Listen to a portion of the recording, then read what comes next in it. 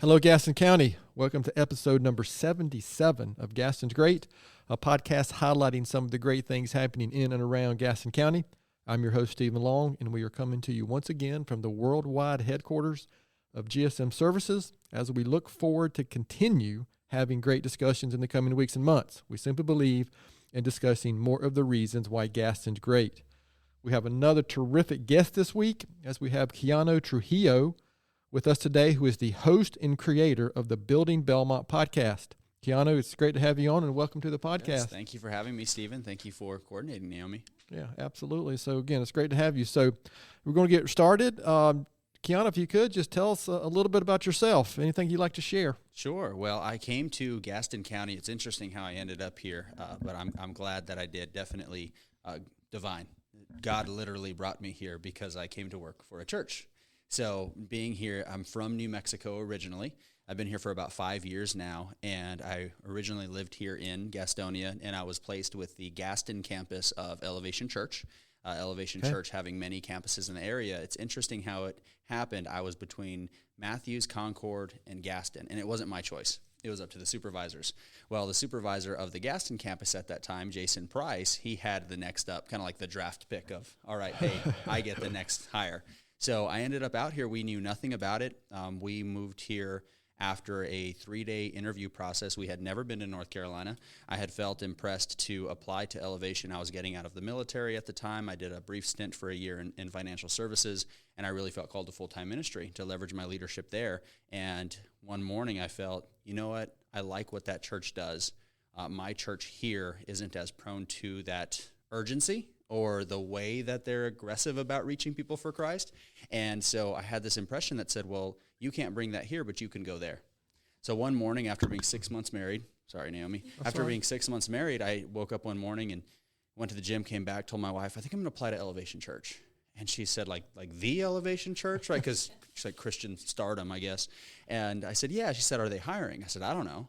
She said, have you ever been to North Carolina? I said, no. She's like, well, all right. So I applied on a Tuesday. They called me on Wednesday. I called them back on a Thursday, and they had us on a plane on Friday. Oh, wow. And so we came out for that 3-day interview process. We didn't get to see much of Gaston County, just Charlotte.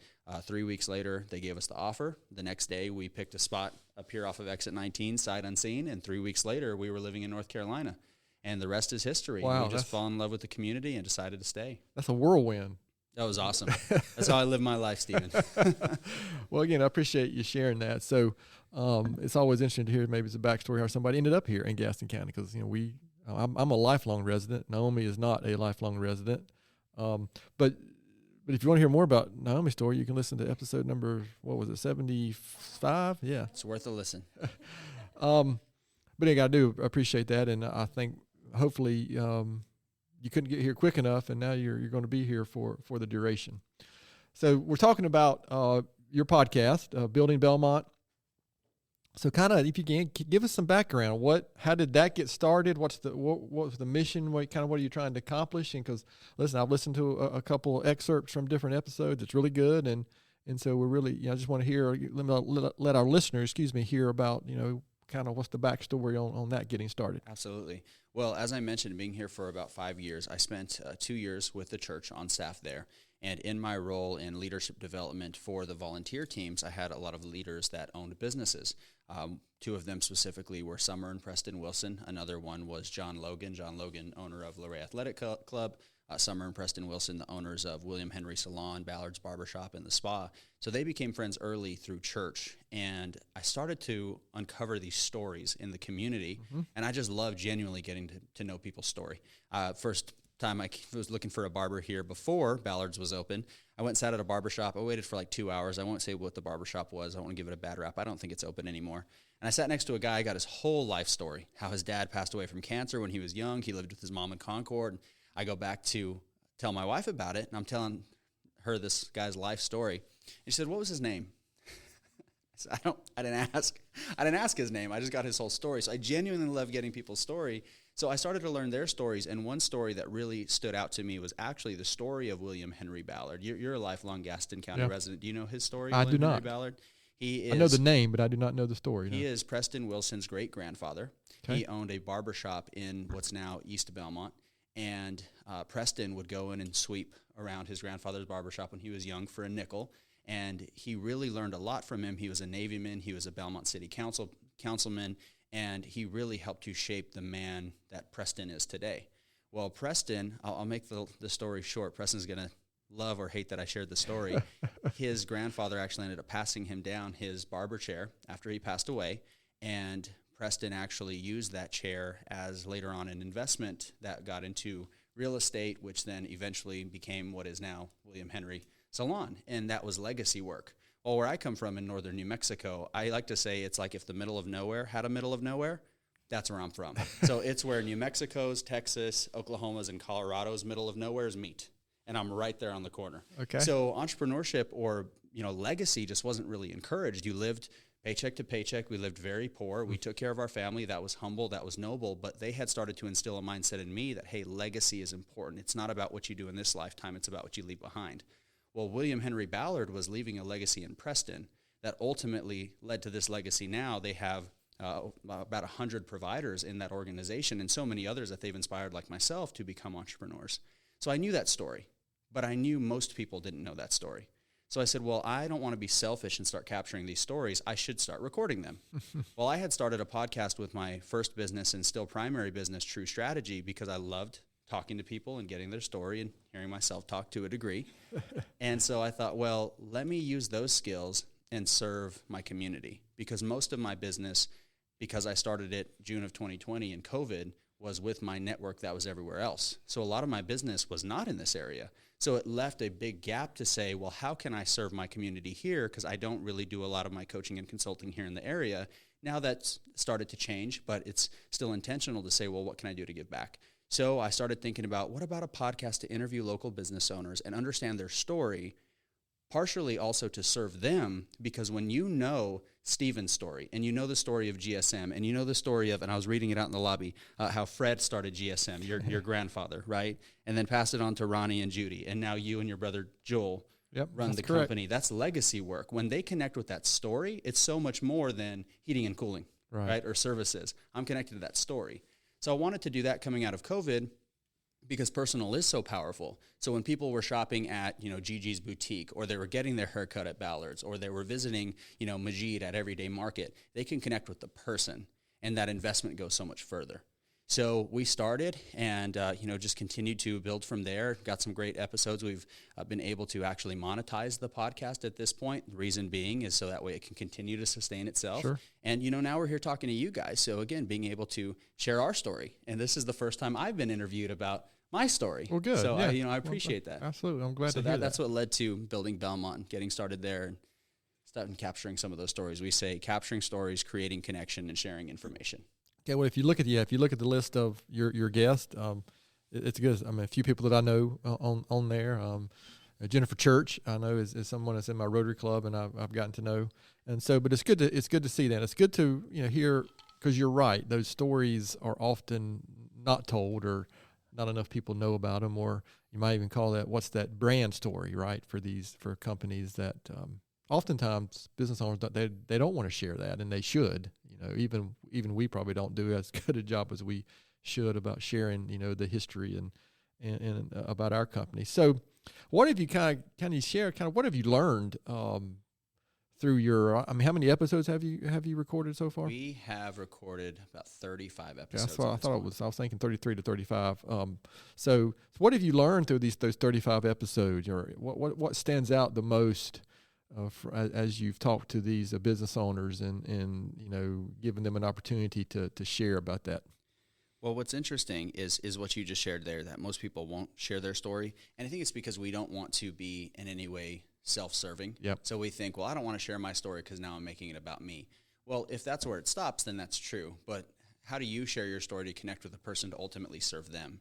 And so I did find that, to be common. I thought, well, everyone would love to share their story. That's not true. There are some people, I won't say who, that I really want to get on the podcast, but they're very humble and say, I don't want to be on camera. So we're going to figure it out. Maybe I'll just trick them into it one time.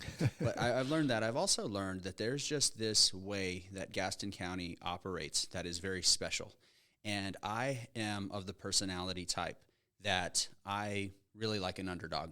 I was really pulling for TCU against Georgia, and my friends whom we watched the game at their house, who are big Georgia fans, thankfully they love me. They almost kicked me out. But the game was over 5 minutes in, so we didn't have to worry about it. Unfortunately, you're correct. An underdog, and what I had found working with Elevation was even the Gaston campus was treated as an underdog because that's how Gaston County is treated by Charlotte. Well, the underdog is on the rise, and in a way that's very thoughtful. That I'm almost thankful that people discounted Gaston County that were in Charlotte, because it's given Gaston County an opportunity to flourish very intentionally. With Belmont's development, with what's happening here in downtown Gastonia, it wasn't overdeveloped because so many people wanted to rush to be there, right? So I started to learn more and more as I'm interviewing people that, Naomi, I want to get to know more of your story, but they're not from here, but they treat it like they were born and raised here, like their roots are from here. There's a love for this community, even from most people that aren't from the area. And you're a rare breed that is actually from and born and raised here. So I just started to see that love for community and started to find even more so ways to give back through that. We started to work with some nonprofits. One that we worked with specifically was Strong Like AK. Adam Kincaid, AK, he was a 17-year-old who lost a battle to juvenile cancer a few years back, and his family, I admire their courage. Instead of letting it tear them apart, or instead of having it push them away, they got back into the fight, and they started this nonprofit. Kim Webb, who is Adam's mother, actually now is able to step away from her full-time job and go full-time into the nonprofit at this point. And they're looking to build homes near hospitals where or cancer treatment centers. Yep. So they're getting right back in that fight, and those stories are right in our backyard. So started to see, well, how can we leverage this platform even more so to serve that, even beyond what I had originally intended? Because the platform being a passion project, it can take on different forms depending on what's in front of us. So it really has proven to be a great connector of people, and again, we're here now because of that connection, so I'm just thankful for it. Okay, very good. So this is a question that I get asked all the time, and I never answer it, but I'm going to ask you anyway. So do you have a favorite episode that you've recorded, or maybe what? Oh, no question, right. Naomi. Episode 75. Yes, absolutely. Do I have a favorite episode? Man, that's tough. I really can't think of one, specifically. I understand why you don't answer it now. I'm the same way, yeah. I will say our last 3 episodes, it wasn't intentional. I had a few people say, did you plan that? I was at a bar. I had an interview with John Searby, Catawba Riverkeeper. Oh, yeah. We've had John on the podcast. We met at the River Room, and we had a beer because we were at a bar.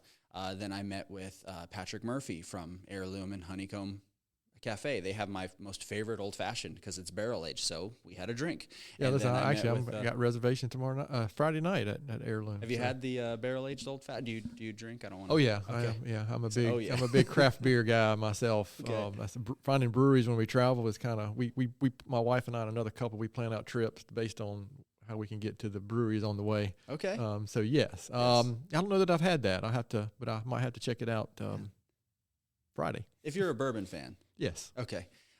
So we had a drink there, and then I interviewed Jay Pithwa with now it was Thirsty Dog Social Club. Now it's Thirsty Social Club in North Belmont, Nobel, as they're affectionately calling it. And I'm trying to help with the brand a little bit, Nobel.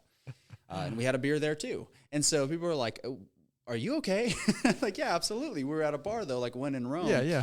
So those were fun, but I can't say I've had a favorite episode. Every story is so unique that it's just really fun to connect with those people, real authentic. And we told Naomi, hey, if we start to get too long, cut us off, because you start to feel like, oh, I forgot we're recording. We're just having a genuine, friendly conversation. So what kind of feedback have you gotten after 35 episodes from the community, from some of your, the guests you've had on, and what are you hearing about, what you're doing and what you're sharing with about Belmont? Oh, all kinds of feedback. I thought it would all be positive. I don't know why I was so naive to think, oh, everyone's going to love this. Not everyone does. When you're capturing someone's story, it doesn't leave room for any type of agenda or narrative. And that's not the point. Yeah. I don't want that to be the case. And so most feedback, though, has been very positive. I've come to find, it's been interesting, mostly people that are new to the area are the ones that really engage with it. That may be also a demographic thing. There, a lot of millennials or people closer to my age that really like to see, wow, I've always been curious about fill in the blank, and I listened to your podcast and I got to find out, can you do an episode on fill in the blank, right? So being able to see that it's actually a lot of the newer people to the area, or transplants, of course, that like to use that as an opportunity to get connected. And then they see someone on the podcast, and then they go in and say, oh, I saw you on the podcast. I feel like I know you. So I've gotten that feedback that, there's a lot of questions that people that just aren't from here are curious about. So we're starting to gather that information and be more intentional to actually produce the episodes people are already asking questions about or wanting to hear. We've done a little bit. We're trying to narrow in our Google Analytics to say, what are people Googling in Belmont or in Gaston County? Maybe try to answer some of those questions. That's interesting. Well, I don't think we've done that relative to the podcast, have we? But at the same time, people that are from here are very thankful because it's being captured. That legacy is being captured. I think, and for example, it may have been in a different format, but one day, Lord willing, you're going to pass this company down to your grandkids and their grandkids, and they'll get to hear your story. And what would it have been like to hear Fred talk about why he started GSM and actually have that captured? So there is that legacy element that says we're preserving it in time, and we want to pass that along. So just as much as the transplants have been grateful and they've given a lot of feedback about what they want to learn, those that have been in the area are also more mindful to say, okay, we need to capture this now. We need to capture that so that way we can preserve that. Ellen Milliken is one that we want to get on the podcast so we can get his story to understand what he's done to preserve history in Gaston County. Okay, very good. So I appreciate you sharing that, because we've gotten most of our feedback has been positive. I mean, I've had a couple messages here or there, or emails here or there, says, "Why don't you do this?" or "Why don't you do that?" Kind of thing, Yeah. But it's interesting. But in general, we've gotten really positive feedback as well about what we're trying to accomplish here. So, Keanu, looking ahead, I mean, where do you see Building Belmont going, and what do you see the future of? And you got any specific plans? Any other, or are you just sticking with the format that you're currently doing, or what's the future look like? Logistically, I want to get to a point where I just get to show up and interview and have conversations with people. So being able to produce, I have a media agency that does most of my production. I have them on contract. Barajas Company, Dale Barajas, shout out to them. They do most of the production, but I want to get to a point where all of that's systemized and I'm able to just come in and enjoy stories. But the real point of it, just as in everything that I do, is to encourage the next person. And it doesn't have to be someone that takes over Building Belmont. It could be someone that wants to start their own podcast. Maybe Eileen from Belmont NC Happenings. She has the most, I think, engaged with Instagram page in Belmont. She's always posting about what's going on. Maybe she wants to start a podcast, and we've had her on the podcast before to say, okay, this is how you do that. And it may not even be a podcast. For me, it's really about encouraging that next generation of entrepreneurs in various ways. My first company, and again, still my primary company, True Strategy, I do consulting with businesses and teams really around people problems. And then people problems expose process problems, which expose people problems, which expose process problems. So that allows me to get into these businesses and help to build them or establish them or take them to where they want to go. But I want to do that in every way. So I have vision in the future for a co-working space, a very intentional co-working space. That's not just, hey, you rent your space, you rent yours, I rent mine, we'll see each other in the kitchen. I lease space in TechWorks right now. Terry's done a great job there. Yeah. I want to add a layer of intentionality at some point to encourage that next generation. So the vision for it is really just using it as a platform to say, hey, maybe you want to do something like this, or you want to do something completely different. How can we help to encourage that? Just like Summer Wilson, Preston Wilson, John Logan, Q Nicole McNair, who's also another entrepreneur here in the area, they encouraged it in me. They said, hey, it's possible. You should do that. Not only that, they were some of my first clients. They were the first people to put their money where their mouth is and say, hey, you need to start this business. So I want to create that more and more for generations to come beyond even what we can see right now. Right. Yeah. One thing I've learned to love about podcasting is that just the medium in itself is so easily accessible. If you go on, I guess, Apple Podcast or Spotify or anything, and you type in any type of subject, you can probably find a podcast that's talking about that subject. And so the educational opportunities, and frankly, it's easier to get started than I thought it was going to be. And I remember the first 5 episodes, it was just a bumbling, unfortunately, those first few companies organizations we had to come in are probably looking back, boy, what a difference, now compared to those first few episodes. And but to your point, it's a great way to reach other people and just put yourself out there. And it's surprising. The response is I guess I would say is surprising, but I appreciate your comments about what's next for other people and how you can maybe encourage somebody, because I think a lot of people have these ideas in their head. They're just either afraid to do it or they don't know how to go get started doing things. So that's a great thing to hear. It's interesting you mentioned the first 5 episodes because I've come to find, as in business, if you think about helping someone start a business and you almost feel this weight of like, okay, it needs to exist 100 years later, like GSM. I got to be there for that whole journey. It's really like the first 5%, right? How do you establish an LLC, right? How do you open a business bank account? How do you get your first client? That's it. You really exist in that first 5%, and they'll take it from there. But it's that 5% that will keep someone from starting a business. Something simple like that. How do I start an LLC? Go to, LegalZoom. Now, you can just go to the Secretary of State website and start it there for $129. But that'll keep someone from actually starting a business. So you mentioned getting through those first 5 episodes. Now you guys are rocking and rolling. 75 episodes is a big deal. Yeah. It's a question that's been burning inside me. Can I ask you a question? Sure. Why did you start the podcast? Like I want to take me inside of the brainstorming room. When Steven comes in, he has his whole executive team in front of him, and he slaps a microphone on the table and says, "We're going to start a podcast." Like, tell me that story of how that happened. So it was, oddly enough, our first episode was March 2020. So that's the same month that COVID hit and everything shut down. So that was just by chance. To make a relatively long story short, there was a gentleman here named Jesse Cole who used to own we had a college summer baseball team here. And he was just terrific, involved in the community. He now owns the Savannah Bananas. He's actually a big deal now nationally, and maybe internationally even now with the Savannah Bananas. But we started doing these videos years ago and we called them Gaston's Great. We went around to different locations like Crowder's Mountain, the YMCA, Stowe Botanical, the Community Foundation run. We did 15 to 20 of these videos, and we shared them, and then we didn't do anything with it for a while, so we owned the URL. And I kept thinking back in my mind, I wanted to keep doing something else because there's so much negativity.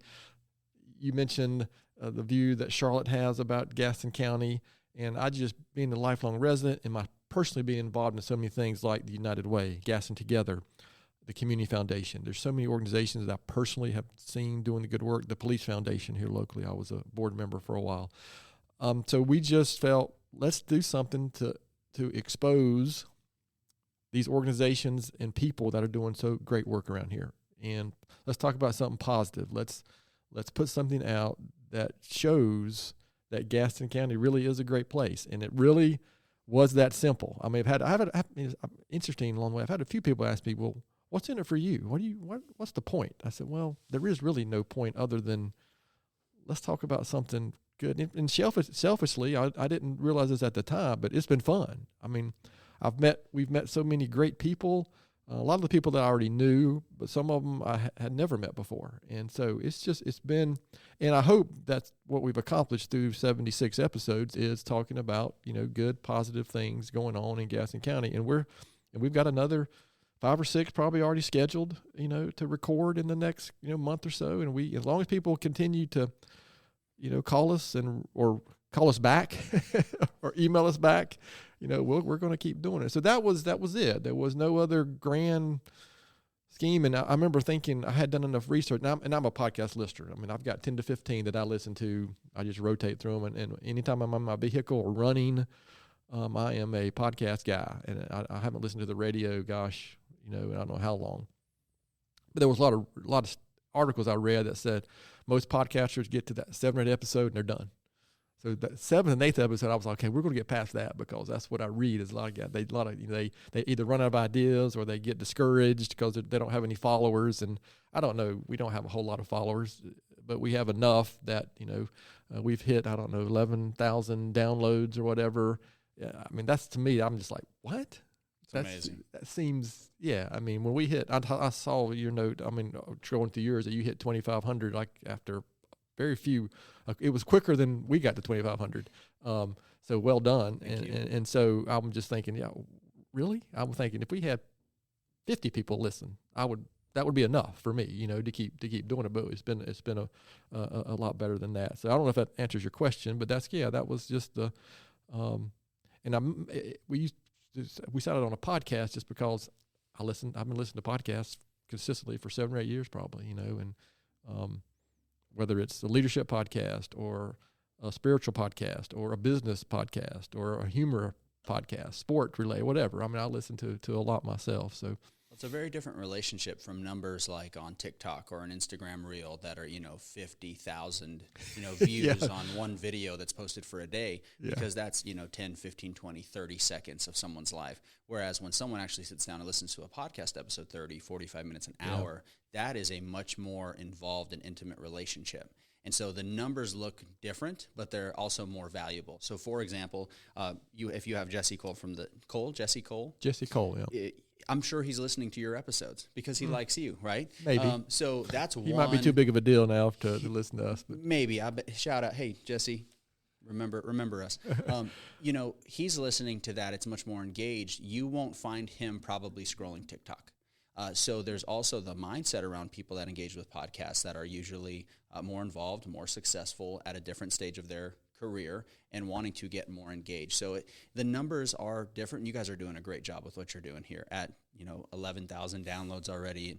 I read a stat somewhere too, that if you have more than, I think it was like 28 downloads a week, just 28, which I know you guys are already doing. Yeah.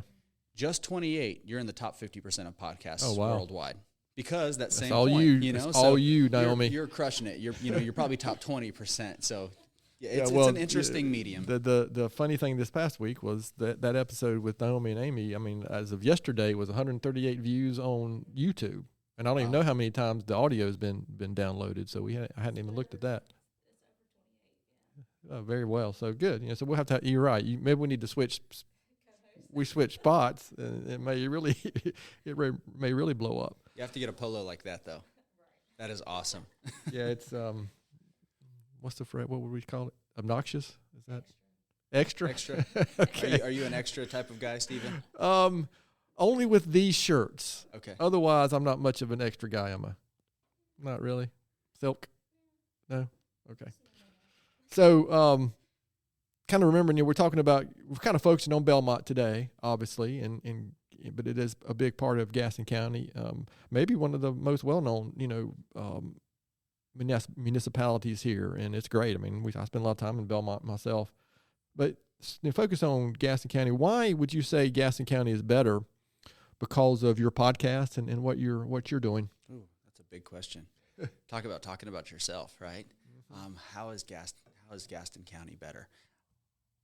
My hope would be that in time it would be made better, that people would be intentional to connect, or even just understand how easy it is to connect in this community. It's unlike any other place that I hope that people see that, okay, if that guy coming from, nowhere, middle of nowhere, New Mexico, can come in and connect with all these people, then so can I. Because genuinely, if you engage with someone here in Gaston County, most people are willing to sit down and have a conversation. They're not too busy. They're not going to big time you or ignore you. There's a humility in the county. So I would hope that people would see that, hey, I can connect with people, and there's a story there that people have to tell, and I want to engage with that. So I don't think we've accomplished that yet. But I do think that, as Paul would say, I've not accomplished it yet, but I press forward. So, I would hope that people would be more encouraged to engage with each other in that way. And how is it made better now? I don't quite know. I don't know how we measure that. At this point, we just started I think we started in March too, but 2022, in March. And so we haven't even been, we're still a newborn.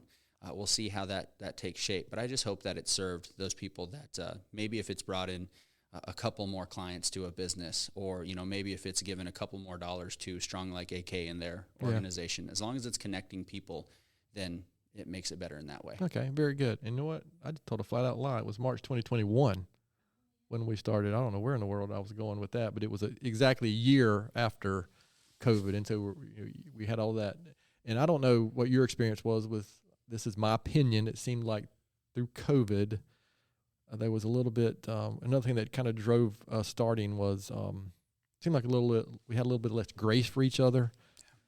Just in general, a little less patience for each other in general. So we kind of saw some of that through COVID. And so that was another reason why we kind of felt like it might be a good time. And people were, still 2021, people were still remote working and had a lot of time at home. So maybe we thought maybe people would listen to a podcast. Yeah. So you got me so excited there. I threw my pencil to take a note. Exactly to that point, 2020 made it so easy to dehumanize people because they're that politician or they're that media person. We'll never meet them. So because we were disconnected also from each other, and then of course we're disconnected from them, it was so easy to say that's just the big bad wolf, right?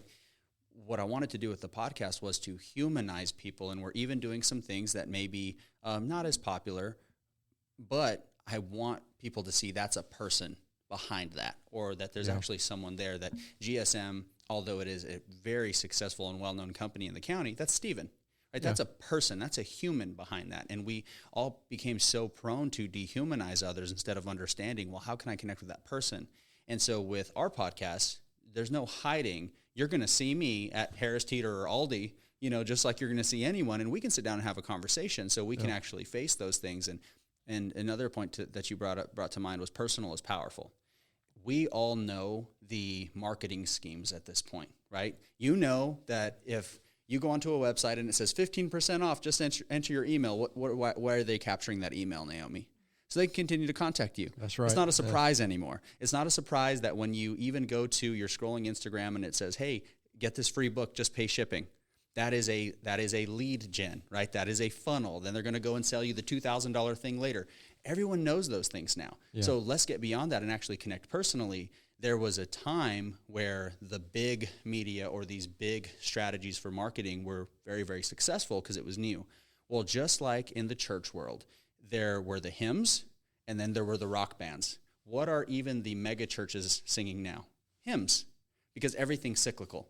And right now, from a marketing perspective or a connection perspective, personal is powerful again. I don't want to connect with that media company that's thousands of miles away. I want to connect with those that are in my community. Yeah. So anyways, you got me excited about that, talking about, connecting people through COVID and what it did to us, that we, through these platforms, can help to be that bridge again here in our community. We can't really do anything else about anywhere else. We can't even do anything about Charlotte. What can we control what we can control, right? Yeah. It's here local. Everything is local in my opinion. I do vote every 2 years, but then after that, what can I control here at GSM? What can I control here in Gaston County? What can I affect and impact here? And it is that personal relationships and everything going on. So what haven't I asked? Any other questions I should have asked but haven't? Anything else you'd like to share about the podcast before we we're going to shift gears here briefly for some Gaston County question. But of course, before we finish, we'll make sure we swing back around and so everyone knows where to find the podcast and how to learn more or get involved or suggest potential, guests for you, anything like that. We'll make sure we cover that before we finish. Yeah, I'm not sure. I think we covered a lot of ground there. But if anyone has any questions or any suggestions, then we're definitely open to it. Naomi, did we miss anything? Awesome. Are you sure? Okay. So we're going to call this I guess we're just going to be just lame as normal and call it the Building Belmont speed round of questions. Speed round. I can't come up with anything better. And we change it every week. So you've been here long enough as a Gaston County resident to answer some of these questions. So this is really what, family, friends, you're a podcast guest. This is what they really want to know about you and hear about. So have you ever been to Tony's Ice Cream? I have. So what's your favorite Tony's Ice Cream flavor? Popular or unpopular, it would be the grape. Grape. That has been a grape and lemon or two that have been a surprising answer multiple times there. Well, I said popular and unpopular because anytime I bring friends in and say, you got to try the grape, like, grape? Yeah. Just trust me. But here in the community, it's popular. It's actually funny how we found Tony's. My best man flew out here with us when we moved to help us settle in, and then he flew back home. Great guy. But he's a big believer in Yelp. Like, when he goes into a new community, he'll go to Yelp and he'll see what's going on. And he's scrolling through Yelp, and he's like, what is this place? He found Tony's. And it had, like, astronomical reviews for being just in the middle of nowhere. He's like, everywhere else pales in comparison. Like, what is this place? So we went, and it was a little underwhelming at first, and then we got the ice cream, and it's like, okay. So we did that our second night in town, thankfully. So yeah, Tony's is literally world famous. A story that my dad used to tell was he lived not far from Tony's on Avon. He grew up on Avon Street, so within walking distance of Tony's. And he used to tell stories. Him and his buddies, they would start walking to Tony's, and if they found enough, like a coin or enough change, like a 5 nickel, they could get ice cream. Or they would do the same thing to the movie theater. They would walk toward the movie theater, and hopefully they would find change laying around or something. And if they didn't, they'd come back home. But Tony's has been around a very long time, longer than GSM actually. So we appreciate that. How about Sundrop or Cheerwine? It's 2 locals' favorites. I'm gonna lose some followers with this one. I don't really like either. I don't. And it's funny because we were again, being a fan of bourbon, was hanging out with some friends. Bourbon and diet ginger ale is any bourbon and diet ginger ale is my go-to. Well, we ran out of ginger ale, but we had still plenty of bourbon. Well, my buddy had some Diet Sundrop in the fridge, and I'm like, well, let's just do this, and I'd be fine with it. And there were some local fears of like, you're gonna get a kidney stone, and I'm like instantly. Not instantly? No. I'm like, okay. Not a big fan. It was a surprise to me. A lot of my volunteers when I was with the church, we would go out for coffee and have a meeting just to connect. So do you want a coffee? No, I'll just get a Cheerwine. Yeah. Like Cheerwine is Gaston County coffee for some Well, locals. It is, and that's one reason for that question. But I actually have to admit, I'm not a big I used to be a big-time Sundrop drinker 20 years ago. But the true story is I gave it up for Lent one time. And on Easter, when I went to drink it again, okay, I couldn't do it because I had gone 40 days without it. And so anyway, but I'm just not a big soft drink guy anymore. I mean, I drink maybe a couple a month. So anyway, so my point is, I appreciate your answer to that question. I was kind of afraid to answer that one. Anyway. Oh, listen, that we've had more than one person say that, or they give us something else as an answer.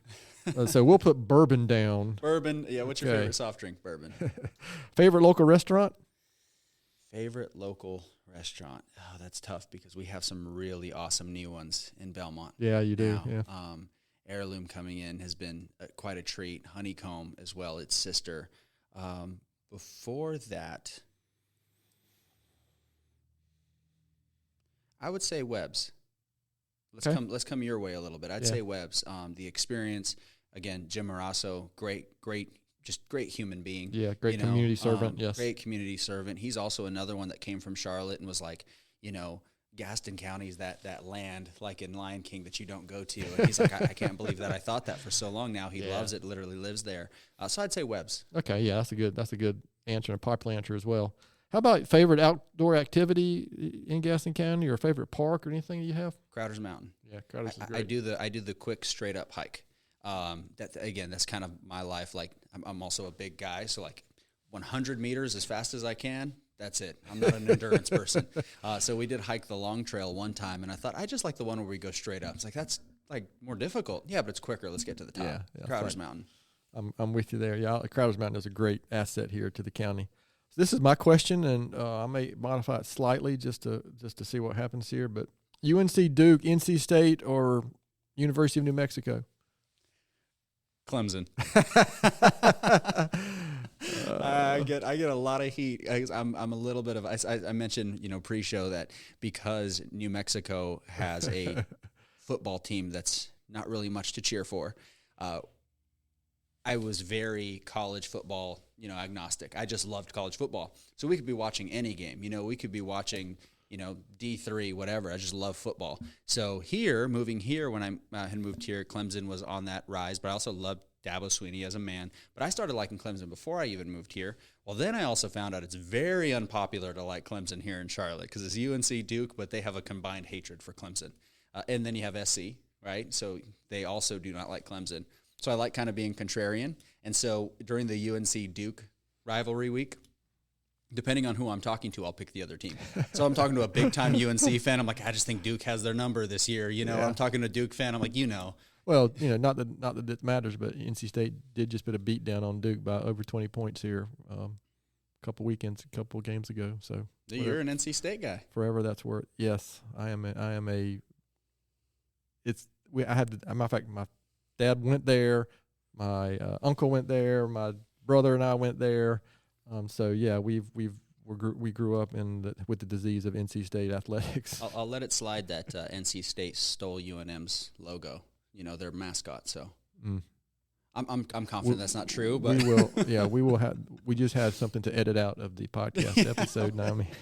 It was comforting though to see the for the listeners, the NC State Wolfpack mascot. It looks strikingly similar to the UNM Lobo, which is Spanish for wolf, and it made me feel kind of at home when I started seeing these NC State stickers all over the place. I'm sure we were first, and it was copied from NC State. I'm sure of that. I'm sure. What is Keanu? What is something very few people know about you? What is something very few people know about me? I spent a lot of time in the military. I had been shot in the right leg, not in the military. So let you stew on that a little bit.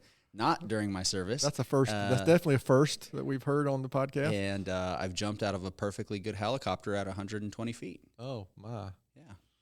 There was a rope. So there is. I rappelled out. That's at least two that we have not heard before on our episode. So, on any of our episodes.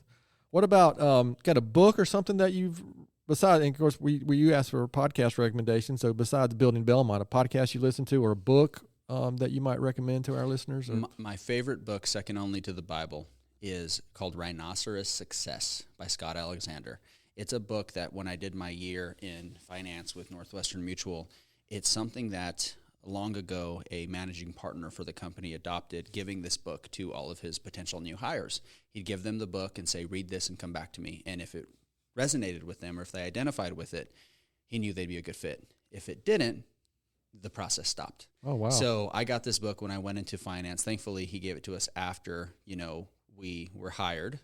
But I read that book now about every 6 months. It's a quick read. It's a fun read. Okay. But it just talks about this rhinoceros mindset. And actually, this was a gift from Summer Wilson when I first started the company. This was our old logo, the one I designed. Our new logo is much better. Similar, though. And she got that for me. It's a rhino. Wow. It's a rhinoceros cool. On the cup, established 2020. Now, at least that means something. When she first got this for me and it was 2020 still, it's like, should have just said EST yesterday. Now that it's 2023, it feels a little bit better. But Rhinoceros Success is an awesome book about mindsets. It won't resonate with everyone. Yeah. He talks about the difference between a rhino and a cow. And it's not a bad thing. My wife would read the book and say, oh, yeah, I'm a cow. I'm okay with that. Cows, they graze. And he even has a silly part in the book where he says, we need cows. We need someone to cash our checks. But it's all about this entrepreneurial mindset of like charging forward and having thick skin and adopting this rhinoceros mindset, even seeing yourself as a rhino. So when I get out of bed in the morning, I'm a 1-ton, massive snorting, rhinoceros that's charging after the day. So it's a fun book, but it also is good for encouraging mindsets. It's my favorite book. Good. Well, listen, I'm a big reader, and especially business, personal development. That's in about every. Well, actually, probably 80% of what I read is those type of books. I'll throw in a little, fiction every now and then. So again, I appreciate you sharing that. That's definitely one I will check out. So we're getting ready to wrap this up, Keanu. I appreciate your time. So besides Building Belmont Podcast, why would you say Gaston County is such a great place? Gaston's Great Podcast. Very good answer. It's local. Even in my own hometown, I don't feel as connected. In my hometown, I have more followers on the Building Belmont Instagram than there are people in my hometown. It's not to say much, it's 1,000 people. I still don't feel as connected as I do in this community. Okay. This community is very, very personal. And like I said before, people like to connect. So it's like, in the best ways, it's frozen in time in the way people want to get to know each other. So if you actually go out and you engage in the community and you're intentional to do that, people will want to get to know you. They'll want to get to know your story. They'll encourage you. They'll ask, how can I help, if you're an entrepreneur? And that's something that I feel like we don't have as often, especially in Belmont, but I could say the same for Cramerton, for Mount Holly, for Gastonia. Gastonia is much, much larger, so it's a little bit different. But, in Belmont, if you sit at Everyday Market and you're having coffee, 4 people are going to drive by and honk and wave because everyone just knows each other and they engage in that way. And so it really sets it apart. And especially when you look at Charlotte, the greater metro area, I know that I'm biased, but I spent a lot of time in these other communities because of Elevation. We had campuses in Lake Norman, in Concord, in Blakeney, in Rock Hill, in Ballantyne, in Uptown. none of them had that connection to the community like Gaston County did. And you look at Charlotte and you see this very industrial place, and then there's this real subtle hometown kind of vibe that you get from Gaston County, and you just don't get that anywhere else in the community. I'm a big recruiter for Gaston County, so there's a mindset, especially in Belmont, that everyone wants to be the last one in, right? You know, they moved here yesterday, and they're saying, it's getting too crowded. Well, you know, thankfully, we didn't stop you from coming. I can't remember who said it to me, but they said everyone wants to be the last one, and they want to raise the drawbridge after they make it into Belmont. And, you know, I may be part of the problem. I'm a big recruiter for Gaston County to say, have you thought of Gaston yet? Have you thought of Belmont? Because most people won't. And so it's just a special place. I want people to have that kind of connection as well. And, you know, you just don't find that. It's very hard to find that in most places. And I do travel all over the country for my work, and I find myself missing that. Like, who's your local? It's, I don't really know. I just go to Starbucks or whatever. Yeah. So very personal. Well, I appreciate that. And I agree. I agree completely. That's well said. So knowing what you know now, Keanu, what advice would you give your 20-year-old self? Start a business. Ask more questions. Ask more questions. I say this often, and even in my line of work, I ask a lot of questions. And as a young man, especially with the mindset of, you know, I played football most of my life, and you know, went into corrections, then law enforcement, then the military, finance, ministry. There was always this pressure of having to have the answer. And if you don't have the answer, you know, you say, I don't know, but I'll find it. But it's okay to say, I don't know. Yeah. And it's okay to ask more questions. And now, even if I'm just having just a conversation, Naomi and I are connected, getting to know your story, and you say, that's a great question. I'd rather hear that's a great question than, oh, that's really good advice, or, oh, thank you for that answer. I want to ask good questions. And so if I were, God forbid, the Lord calls me home tomorrow, God forbid that doesn't happen, but his timing is perfect, I could teach one thing and really lean into that, it would be ask more questions. And genuinely, not, though, statements with question marks, right? Genuinely ask questions and be curious. And I would give that advice to my 20-year-old self, how to save myself a lot of heartache. At the same time, I needed that heartache to be where I am now, to be so intentional with that. All right, that's a really great good question. Yeah, asking better questions is kind of an underlying topic that we talk about here on occasion, but not enough.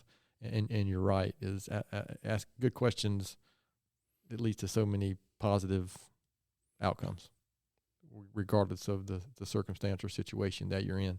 Well, thank you for the great questions. Oh, yeah. So, Keanu, this has really been good. So, again, the main point here is to bring awareness, especially to maybe some listeners of ours who are not aware of your podcast. So where can listeners go to find more information, social media, just wherever, anything you want to share about how our listeners can find you? Yes, Instagram at Building Belmont Podcast is our primary. That's where we post most of our content, but we are on every podcast platform and YouTube under the same Building Belmont Podcast, and you'll find us there.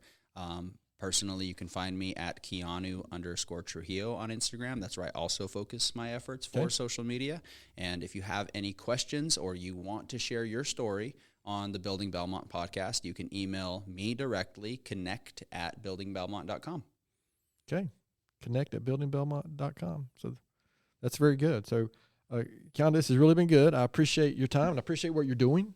I appreciate your kind of view and outlook of Gaston County. The more people that we can have understanding how great Gaston County is, and I like your recruitment statement. I mean, there's nothing wrong with bringing some more dynamic individuals into our county. So again, I'm grateful for what you're doing and appreciate greatly. So I'm going to finish up this episode with my book recommendation, like I do typically each week, and this one is one I just finished reading it over the last few weeks. It's called Lincoln on the Verge by a gentleman named Ted Widmer. And the reason I'm sharing it is it's about Abraham Lincoln, but it's about his trip that he had to take after he was elected. So it starts with the election of, I guess, 1860, and it ends when he arrives in Washington.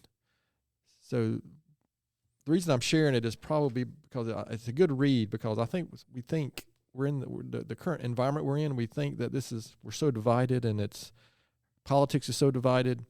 But I tell you what, you read a little bit about that time frame here in America, and